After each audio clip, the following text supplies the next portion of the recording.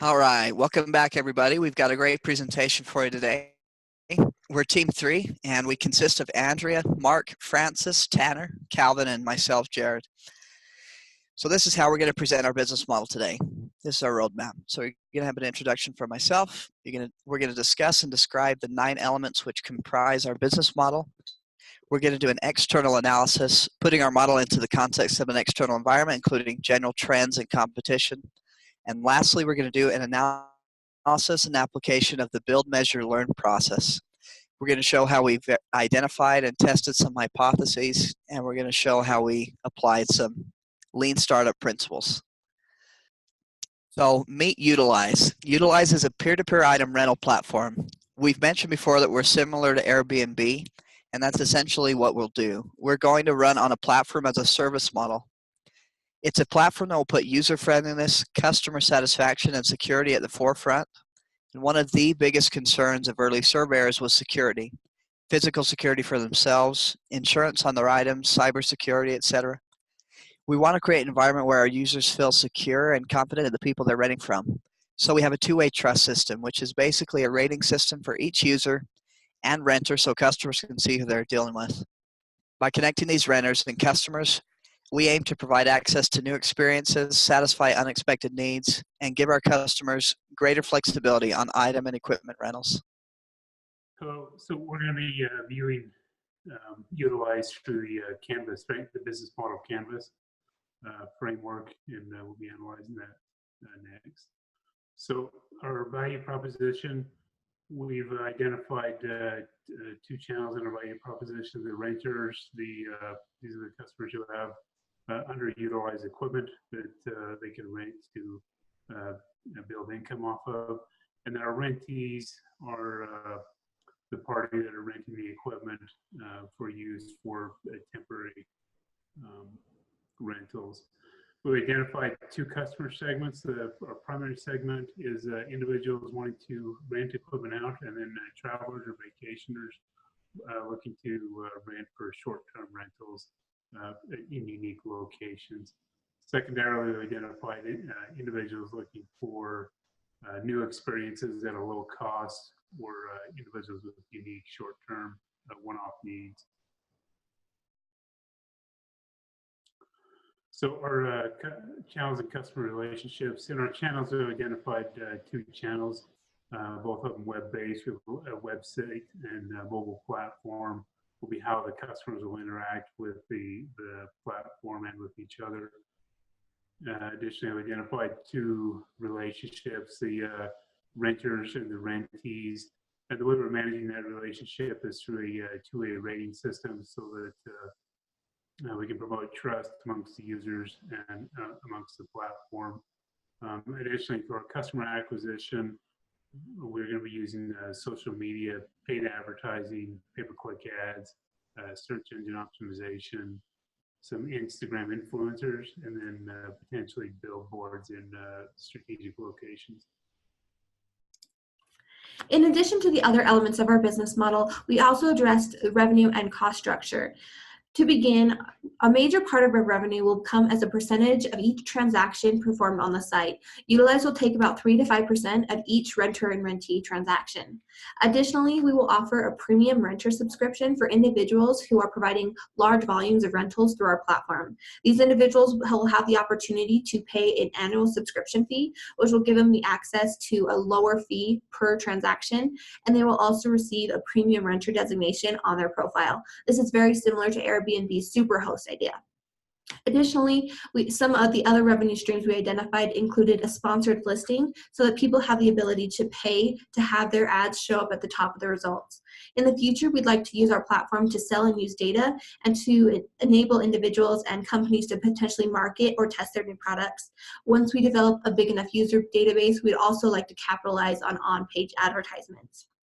In regards to the cost structure of our business model, our team identified several costs which we believe will be very important to our model. First of all is software development and maintenance. We also have insurance and legal costs, marketing costs, customer support, and the cost of leasing our cloud servers through services such as Amazon Web Services. In regards to our resources, activities, and partners, our team has identified several key resources, including the initial capital necessary to develop our web and mobile platforms, as well as our web and mobile platforms on their own. These are crucial to our ability to provide an accessible and safe service to our users.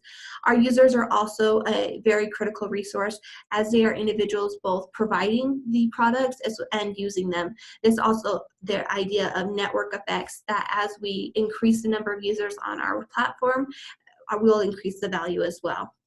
In regards to key activities, we'd like to promote trust among our users to ensure that we're gaining on those network effects, and we'd also like to increase our ability to offer diverse products and to attract new users. Our key partners include potential conglomerates or businesses with a large number of items that they can rent, partnering with insurance companies, and even hotels or travel agencies to really target the vacation and traveler segment of the market.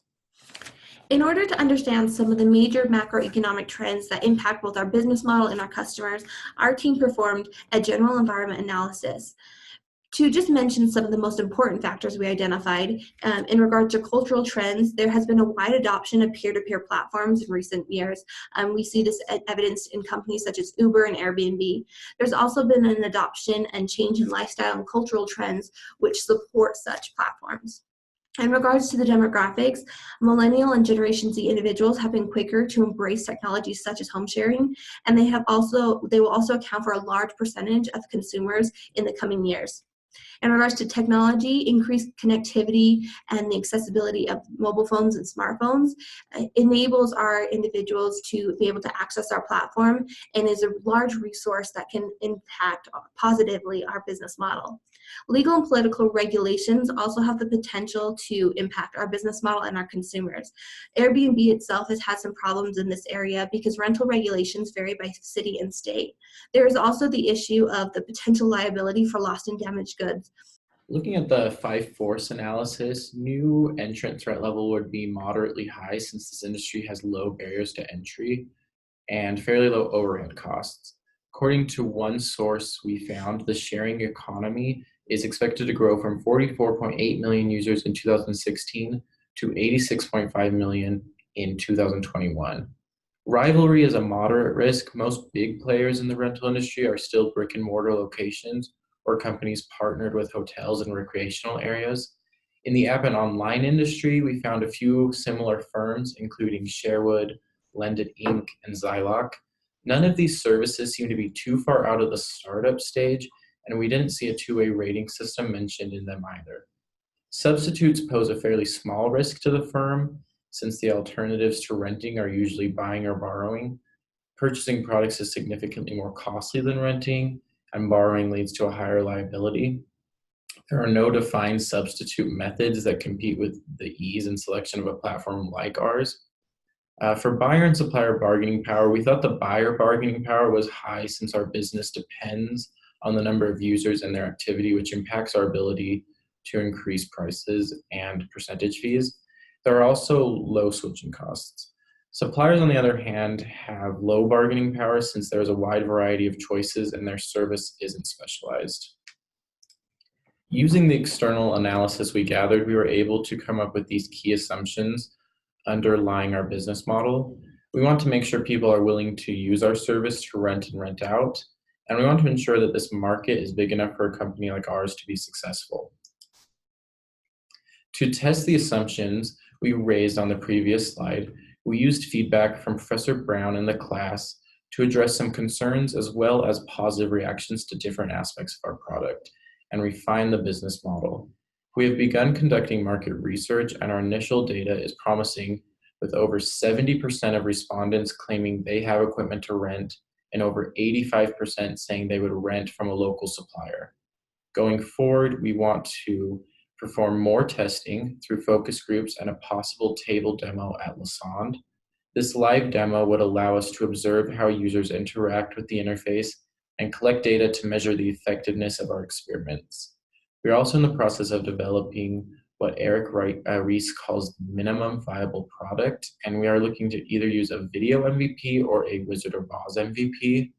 We are beginning to develop wireframes for the app and website that will be adapted at each point of customer contact, and we believe these steps will allow us to measure and learn from what we have built. Thank you for watching our presentation. We look forward to hearing your feedback.